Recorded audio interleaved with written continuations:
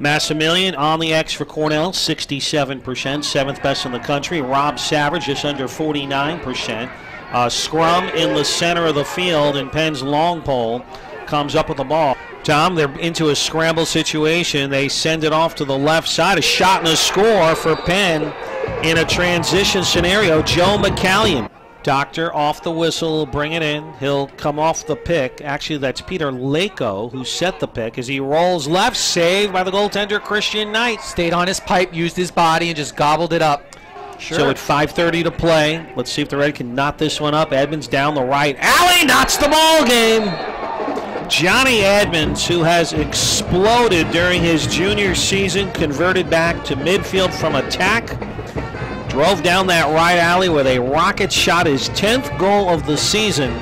Comes 9:33 in, Thomas, and a tie game at 1-1. Top of the box, Hogan sends it left to Busick, trying to back in, gets separation out of the double team, fires it right to Hogan. He will blow it by the goaltender, Cestilio.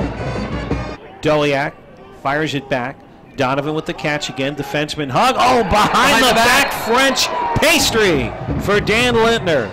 He had a host of those against Yale last Saturday, Thomason.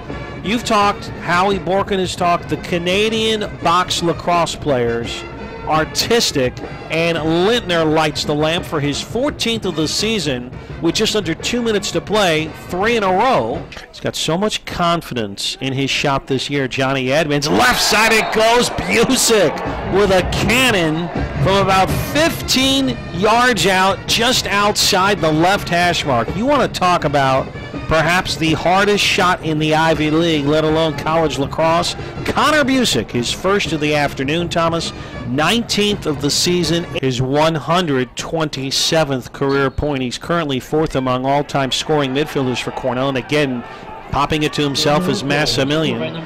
Throw it off to Lord. Right side it goes, shot and a score. It's off the defense. It's Marshall Peters. And that scramble off the face-off, and Peters with his first goal of the season. Red Thomas, or what, with their second-line midfield right now, is behind the goal. Little stop-and-go move for Donovan with the jump shot that went low on this shell-shock goaltender here in quarter number 2, Jimmy Cestilio. Donovan with his first of the game, his 27th of the season, 162nd career point. And 2:18 into the second quarter, Penn wants a timeout. A huge 3-goal run for Cornell, and they have a 6-2 lead. Yeah, that didn't take long at all. It's a little two-man game with Lord. Donovan left wing, Busick. Top of the box, Hogan. Back to Busick, steps into it, blows it by the goaltender, Cestilio. Penalties released, so we're all even. Donovan but off the matchups whistle. Are still not right. Fed it right, and right there is Danny Lintner for his second goal of the afternoon. Donovan should get his first assist of the day. See what the Quakers can do with Kevin McGeary. If I knew I was in high def, I would have maybe dressed a little nicer. You're not wearing the shades today either. Is coming down the left wing and firing it into the cage is Kevin McGeary. Yeah, that's 2 in a row for them. Cornell hasn't scored in over just about 10 minutes. They pop it off the X right into the stick of Christopher Cook, and Cook will leg it into the box. They don't. And when the whistle starts, you'll have 2.5 seconds. Donovan with the feed. Hogan at the buzzer! 2.5 seconds remain. Off the whistle, Donovan took 1 step forward, fired it to a streaking John Hogan for his second of the afternoon, and good karma to end the first half. Hogan from Donovan, and the Big Red with a 9-4 lead. Reference the numbers on Massimilian in the first half, and he will cleanly take it from Rob Savage, and he will angle it down the near right side of the field and whip it off to Danny Lintner. Stevens has just been tracking everybody this season that he defends. His Doctor will sweep, shoot low, and finally answer Jordan Stevens. McCallion, Hupfeld, back to McCallion, back to the shooter, blocked.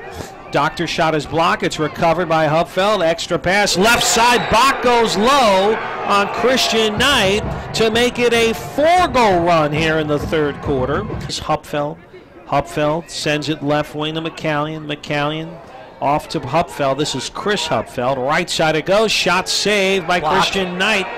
Now trying to break out of traffic is the Penn offensive player. That's McCallion. Doctor up top, tie ball game. It's Will Lako. And let's see what the Quakers do. They're just going to back it out. And essentially, as you put it, Tom, play the percentages. Well, now it takes the and have it to face-off out start. of play. Yeah, when you get a kid like Massimilian off the field, that's a good thing. We're going to overtime at Schoellkopf and Ithaca. Hurry off to the right. Looking is Doctor. The feed up. Top shot saved by Christian Knight. Hupfeld took the shot. 3. Busick backing in. Extra pass. Right side. Edmonds not even close. Went wide left. And we will go to a second overtime here at Schoellkopf. Massimilian will nestle in on the face-off X. Again, they go 4 minutes. If neither team scores, we'll go again. And he cleanly beats Santangelo to that face-off.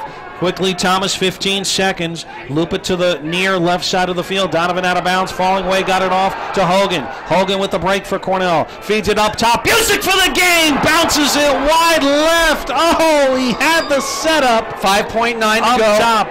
Horn sounds. We're going to a third overtime in Schoellkopf. Hogan to have it left wing. 90 seconds into our third overtime. Top of the box, Busick. Feed it left to the doorstep for the lead in the game. It's Lintner!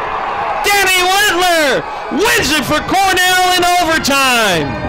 All made possible by Matty Donovan, who raced down that loose ball, red reset, and Lintner, the fifth-year attackman from Cordis, Ontario, with his third of the day, the hat trick, proves to be the game winner in triple overtime. It's Cornell 10 and Penn 9. Good patience by Lintner. Busick dodges off top center. He finds Lintner down off of goal line extended. He makes the catch, and he doesn't shoot it right away. He kind of takes his time and then puts a low shot in past the goaltender Lopes. The only goal of the game he gives up here in the third overtime, and Cornell takes a 10-9 hard-fought victory from Schoellkopf Field. For the second consecutive game, Cornell at home goes to overtime.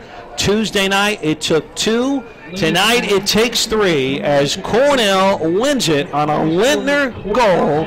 The final, the Big Red 10, the Quakers 9, and yes, ladies and gentlemen, it was still another Big Red thriller.